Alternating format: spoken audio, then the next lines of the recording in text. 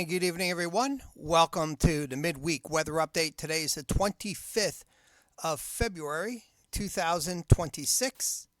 Can you believe we're almost done with February? And we're taking a look at satellite image here. We're going to talk more about what's going on with our weather as we go through this. But we see some cloud up over the southeast part of the United States, just north of Florida. And this is associated with a frontal system that will be moving our way. So first off, let's talk about wildfires. So this is the current status of wildfires here in Flagler County.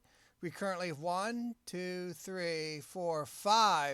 wildfires that are being monitored. This is a little bit of good news because we did have 6 that they did drop one off the watch list. So that's definitely some good news there. But these are all contained fires. None of them are raging out of control or anything like that. So, but we do have this wildfire risk, and it's going to stay with us until we finally get some substantial rainfall in here, which we will be getting some rain come the weekend, but not as much as we'd like to get. Down in Volusia County, we have a newly reported wildfire here in the very northwest part of Volusia County. So some smoke from that might drift up into southwest parts of Flagler County with the current southwest wind flow. We don't know how big that one is. We zoom out though a little bit, you can still see there's some active fire going off to our west, to our south. We go further out here, you can see how busy things are with wildfires across the entire state.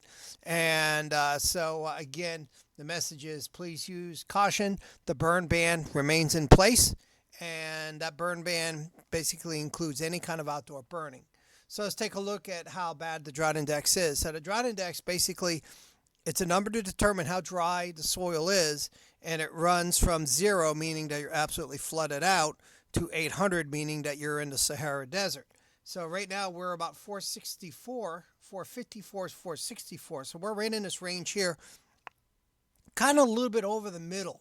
So when we start getting above 500 is when we start really having some problems. So we're, Flagler County, we're right about here. So we're not in too terribly bad of shape. Panhandle is definitely really good shape, but generally from Tampa to Cocoa Beach south, all through SoFlo, they're having some significant problems with wildfires down there. Matter of fact, they got a fire called the National Fire, I think it's called, in the Everglades, and it's like 25,000 acres and still raging. So there's some big wildfires going on in southern Florida. But for us, again, we're in that dry zone, and we do have that drought index, that burn ban in force. So again, please heed the burn ban. No barbecue pits, no any kind of outdoor burning is not permitted at this point in time.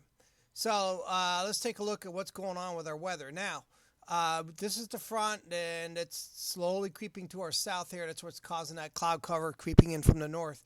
And then as we get into the end of the week, get into Friday, that front slowly creeps into Florida with a couple low pressure systems developing along it. And this is going to be our main weather maker as we go into the weekend. So let's see what the National Weather Service in Jacksonville is talking about. So we're going to take a look at their concerns right now. Again, elevated fire danger continues with us. We do have drought conditions ongoing. We'll take a closer look at that. We've had some pretty low relative humidity, and low relative humidity is one of those things that drives wildfires. Now, with all that being said, this is the expected rainfall that we're getting Thursday through Saturday. And if we're lucky, we might get up to an inch of rainfall here in Flagler County. We're going to take a closer look at these numbers here in just a moment.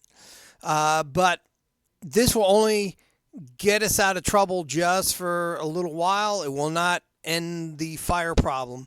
As a matter of fact, we continue to be in D3 extreme drought across the entire region, including Flagler County.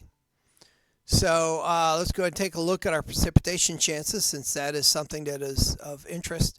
So as we go through the next several days, we stay generally dry, but when we get to Friday, we start to see maybe about a 40% chance of showers, maybe a thunderstorm coming into the forecast. Now we get some pretty good chances Friday night, where we have about a 60 to 70% chance of rain countywide. And again, it could be a few thunderstorms thrown in. We're not expecting any severe storms at this point in time. But then as we go into Saturday, I know we have some outdoor events on Saturday that are being watched. Right now we're running about a 50% chance of showers, rain, maybe some thunderstorms on Saturday. And as we get into Saturday night, those rain chances move off. And then when we get into Sunday, just a very minimal chance of rain along the coast. And then, probably just a few coastal showers possible as we go into Sunday. But then as we go into early next week, those rain chances kind of stay with us. So hopefully we'll be getting more rain. So basically the best chances of rain look to be Friday night, and we're going to see rain chances come back first part of next week. So how much rain are we going to get? Well, 7-day total, we're looking anywhere for a half inch to an inch county-wide. There could be some localized heavier amounts, especially if we do get a band of rain that just kind of hangs out for a little bit, or if we get a thunderstorm or something like that. Of course, thunderstorms come with lightning. We do not want that lightning, but this would be some beneficial rainfall. We definitely need this, but we need a lot more of it because we are critically below normal on our rainfall. So let's talk about temperatures because it's been quite chilly, and let's see how things are going. So tonight we're looking at temperatures bottoming out in the mid-40s. So instead of the 30s, we're down in the mid-40s now, maybe near 50 at the beaches. US 1 FEC corridor right around 42, 43 degrees. Palm Coast in the mid-40s there. Now as we go into tomorrow, Thursday, look at this. Rebound. We are closing in on 80 degrees at many locations. At the beaches, we'll be generally in the lower 70s there. That ocean temperature is about 62 degrees, so it's going to keep the air cooler there. But inland, when you get away from the beaches there, look at the temperatures peaking near 80 degrees on Thursday. So we'll definitely take that. And then Thursday night, Friday morning, lows in the 50s. So definitely a lot nicer as far as temperatures go. Now, again, Friday's going to, we're going to start to see some unsettled weather getting into the picture.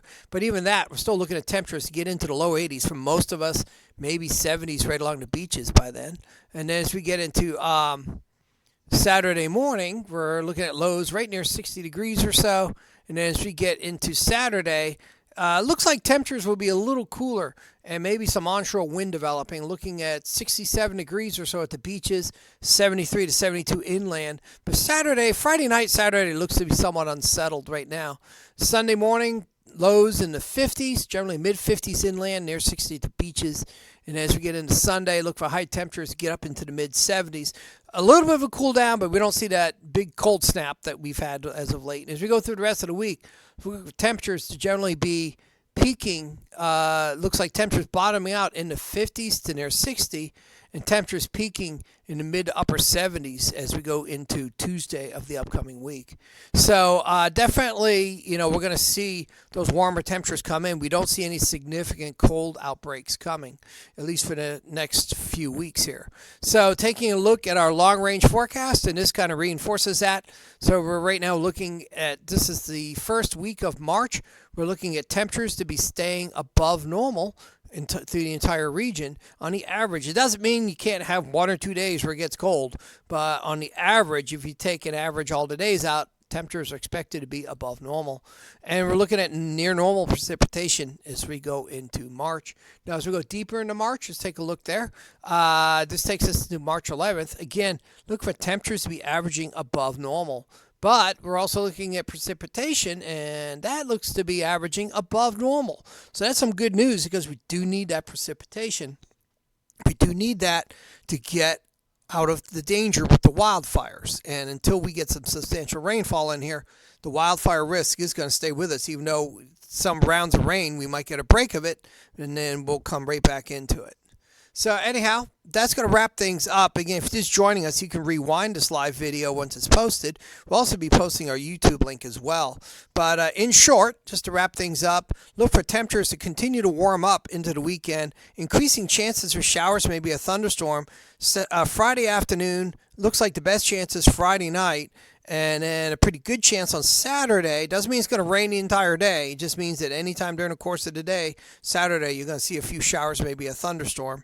And then those rain chances ease off on Sunday, and then they might try to come back into the picture as we get into Monday, Tuesday, maybe Wednesday of the upcoming week.